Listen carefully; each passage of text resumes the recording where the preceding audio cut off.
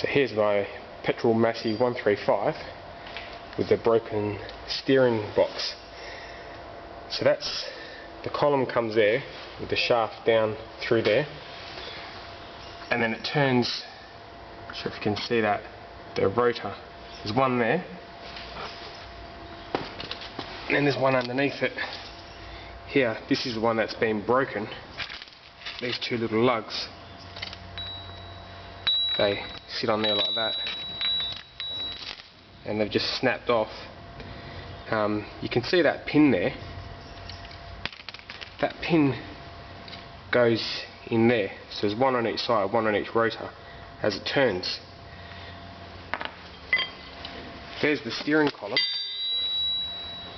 and that there threads on there, which in turn turns the rotor, which in turn turns this arm, which then that connects to this and turns the wheel. So that's it set up on this side. Didn't have to take this one here off. So it goes up like that, so the rotor will turn like that as you turn the steering wheel. The problem I had, when I took it apart, I found all these ball bearings in the bottom of the steering box. Just in there. They're all in the bottom there.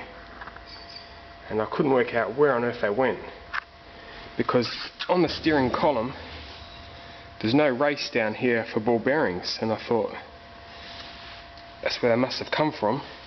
Up the top you've got these ball bearings, and they sit in that race there like that and roll around the shaft. But what it actually is, I've worked out,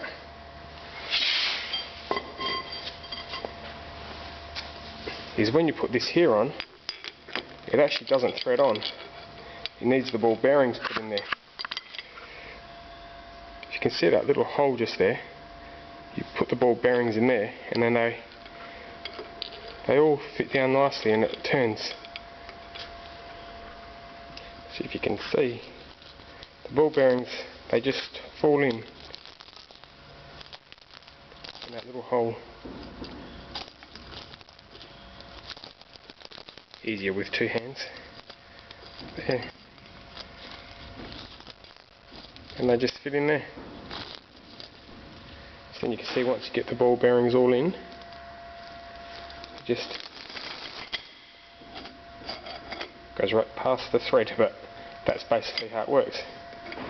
So that answers my question of where the ball bearings go. So I'll be able to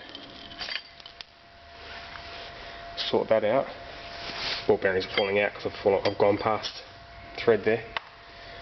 But I'll probably have to get a new steering column, because this has got a few little chips in it and it pretty makes it rough. Plus the end is stripped, so the steering wheel can just pop straight off. But I should be able to get it all back together and running again. I'll let you know how I go.